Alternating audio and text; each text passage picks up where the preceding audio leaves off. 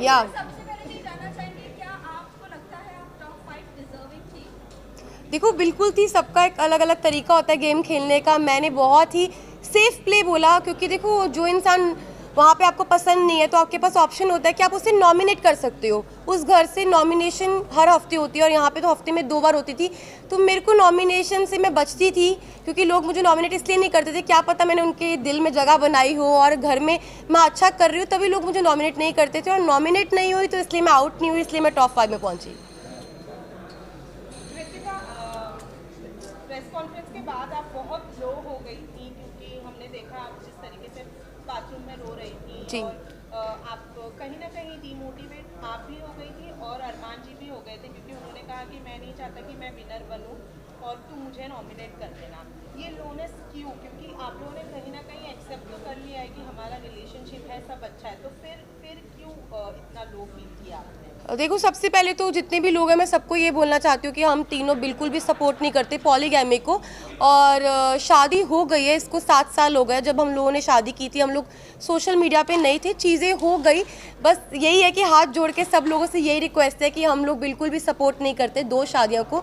और उस टाइम पे जब मैं बिग बॉस के घर में थी तो ऑलमोस्ट मुझे 35 डेज़ हो चुके थे। 35 दिन से अपनी फैमिली से दूर थी, पायल से दूर थी, अपने बच्चों की कोई खबर नहीं थी। तो अचानक से इतने सारे लोगों ने जो क्वेश्चन पुट करे, हाँ मैं मानती हूँ कि जो चीज़ें हुई वो एक एक्सपेक्ट मतलब कि बोलते हैं कि वो एक्सपेक्टेड नहीं था जो चीज़ें हुई, और बहुत ही अलग चीज़ है। तो पर जो लोगों के क्वेश्चन थे ना वो कहीं ना मुझे हर्ट कर रहे थे। और मुझे ये चीज़ सुनने में आई थी कि पायल के बारे में जो लोग बोल रहे थे, तो वो चीज़ों के बारे में मुझे ना टेंशन सी हो रही थी। मतलब कुछ चीज़ें मुझे खाई जा रही थी। और हम बिग बॉस के घर में थे, मेरे पास फ़ोन नहीं था कि मैं अपनी फैमिली को पूछ सकूं क्या वो ठीक है, क्या मेरे बच्चे ठीक है। तो बस एक होता है ना कि आप 35 दिन से भरे हुए थे और वो उस दिन जो बातें हुई उस बातों से मुझे तोड़ दिया और मैं इमोशनली ब्रेकडाउन हो गई थी। पर फिर जब मैं रोई और मैंने अपनी जो दिल की बात थी अरमान जी से शेयर करी, फिर मैं थोड़ी सी, मेरा जो दिल है वो हल्का हुआ। आप लोगों ने प्रेस कॉन्फ्रेंस के बाद मीडिया को पूरा दोषी करारा, आपने और अरमान जी ने और रणवीर जी ने, कि मीडिया ने आकर ये बोला क्योंकि मीडिया के पास कोई मुद्दा नहीं था।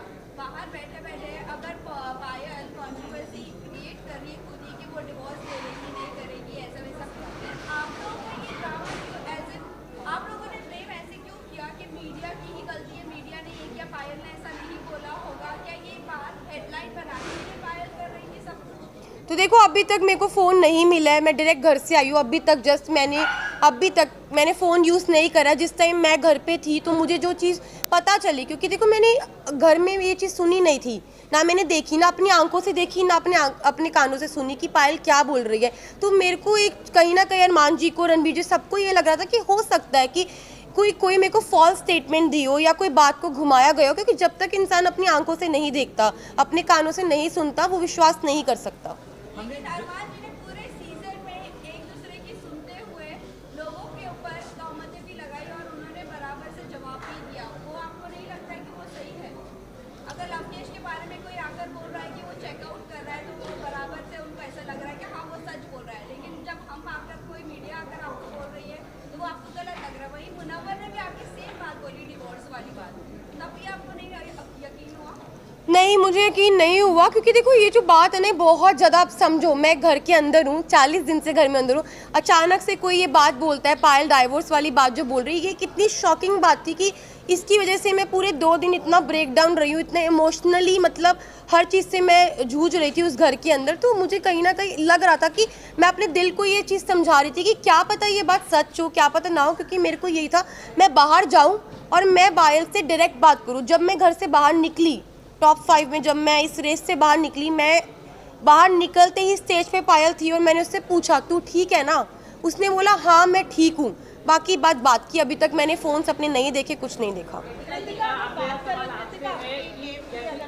Please 1 by 1 please. पायल कह रही कि डिवोर्स लेने शादी, उसका मतलब पायल ने बिना डिवोर्स लेके आप दोनों ने शादी की, तो इसका मतलब आपकी शादी तो नल एंड वॉइड हो गई है according to the Indian law की अरमान और जो आपकी शादी है वो असली रियल में शादी है ही नहीं है कानूनी हिसाब से।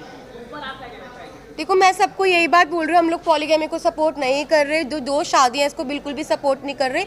और जो मेरी अरमान जी की शादी है, जब पायल ने रेडी हुई, पायल की मर्जी थी तभी शादी हुई, और Payal as a first wife, legal wife, अगर वो ऑब्जेक्शन उठाती है तो उस चीज़ के लिए मतलब कि हमारी जो लॉ है वो हमें बोल सकती है। और मैं यही बात बोलूँगी कि जो हो गया प्लीज़ वो हो गया, बार बार एक ही जी। अरमान जी को काफी गंभीर एलिगेशन है, 11 ईयर ओल्ड गर्ल का रेप का अब्यूज है, उस पर आप क्या कहना चाहिए? मैं इस पर्सनल चीज़ के बारे में कुछ नहीं बोलना चाहती। I am not suppose to मालूम था I am not suppose to say any I am not suppose just a second I am not suppose to say anything. और भाई मुझे अपनी न्यायपालिका पे पूरा भरोसा है, जो भी वो फैसला उन्होंने किया है वो बिल्कुल ठीक किया होगा। Thank you. Last question guys, please last question. Expectations और उम्मीदों के साथ आप बिग बॉस हाउस में तीनों आए थे, बट सिचुएशन बहुत ज़्यादा अलग हो चुकी है। आप तीनों के रिलेशन के बारे में भी सवाल पूछ रहे हैं और पायल के स्टेटमेंट की वजह से बहुत सारा क्रॉस हो गया है। आपने अब 2 दिनों में जो सिचुएशन फेस किया उसके बाद अब मेंटली प्रिपेयर है, क्योंकि फैमिली से बात होगी, पायल से बात होगी, और आपको अपने जो ब्लॉग्स चैनल के जरिए आपके फैंस आपके साथ कनेक्टेड है, आपको उनको भी प्यार। जी मैं बिल्कुल प्रिपेयर हूँ हर चीज़ के लिए। हम तीनों ने जो हमारा रिश्ता है वो आप लोगों को सभी को पता है, और मुझे पता है कि वो इतनी इजीली नहीं टूटेगा। अब मैं बाहर आ गई हूँ, जो भी चीज़ें हैं, जैसी भी चीज़ें, सारी चीज़ें इकट्ठी बैठ के फेस करेंगे। Thank you, thank you, thank you.